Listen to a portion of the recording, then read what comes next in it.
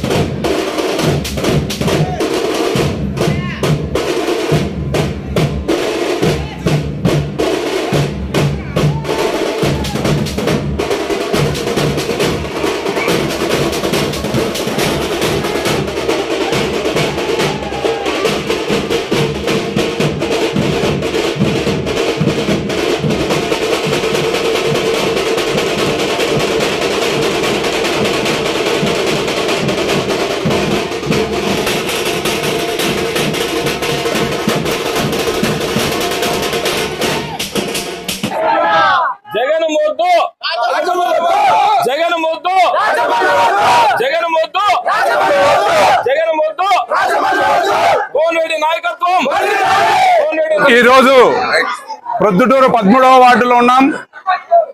ఇక్కడ ఏ వీధిలో చూసినా ఏ ఇంట్లో చూసినా ఎంతో ఆప్యాయతంగా అనురాగంగా ఆదరించి మమ్మల్ని అభిమానిస్తున్నారు. ఎందుకంటే ఈ ప్రొద్దుటూరులో జరుగుతున్నటువంటి సంఘటనలు ప్రతి ఒక్క వీధి ప్రతి ఒక్కరికి తెలుసు. ఇక్కడ ఉన్నటువంటి ఎమ్మెల్యే గారు వైఎస్ రాజశేఖర రెడ్డి గారి తనయుడు వైఎస్ జగన్మోహన్ రెడ్డి గారు అంటే మాకు అమితమైనటువంటి అభిమానము, ముద్దు. ఇక్కడ ఉన్నటువంటి ఎమ్మెల్యే గారు మాకు వద్దు అనే నినాదంతోనే ఈరోజు మేమందరం కూడా ఈరోజు ఈ బహిరంగంగా ప్రజల ముందుకు వచ్చే వాళ్ళు ఎంత ఆదరిస్తున్నారంటే అంత ఆదరిస్తున్నారు. గౌరవ ముఖ్యమంత్రి వర్యులు ఇప్పుడు ఈ స్పందన, ఈ ప్రజా అభిమానం చూసి ఖచ్చితంగా ప్రొద్దుటూరులో టికెట్ మార్పు జరగకపోతే చాలా నష్టం అనుభవించాల్సింది వస్తుంది. కనుక గౌరవ ముఖ్యమంత్రి వర్యులు వైఎస్ జగన్మోహన్ రెడ్డి గారు ఖచ్చితంగా ఈ ప్రొద్దుటూరు గురించి ఆయనకు అన్ని విషయాలు తెలుసు. ఇక్కడ ఇచ్చి ఉన్నటువంటి అభ్యర్థికి ఇస్తే గెలుస్తాడా గెలసడా అనేది కూడా ఆయనకు తెలుసు. ఎన్ని ఇబ్బందులు ఉన్నా కూడా ఇక్కడ క్యాండిడేట్ను మారిస్తే వైఎస్ఆర్ కుటుంబం మీద ఉన్నటువంటి ఆదరాభిమానం ఇక్కడ ప్రొద్దుటూరులో పులివెందుల తర్వాత ప్రొద్దుటూరులోనే ఉండేది.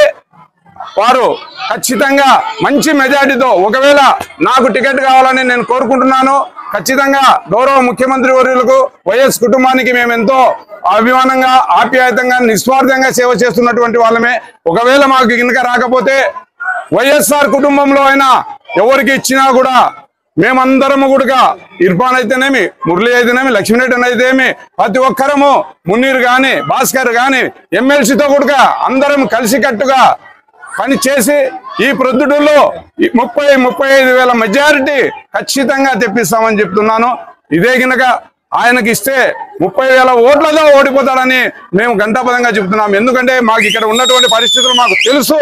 కనుక వైఎస్ జగన్మోహన్ రెడ్డి గారు ముఖ్యమంత్రి వర్యులు, మా అభిమాన నాయకులు ఖచ్చితంగా ఈ ప్రొద్దుటూరులో ఎవరినైనా పరిశీలించి ఎంక్వైరీ చేసి చూసి కనుక టికెట్ ఇస్తే బాగుంటుందని చెప్పి నేను ఘంటాపదంగా తెలియజేసుకుంటూ, మాకు తెలుస్తుంది రేపేదో నాకు టికెట్ వస్తుంది, నేను ప్రచారం చేస్తున్నా అని అన్ని కడౌట్లు వేసాడు.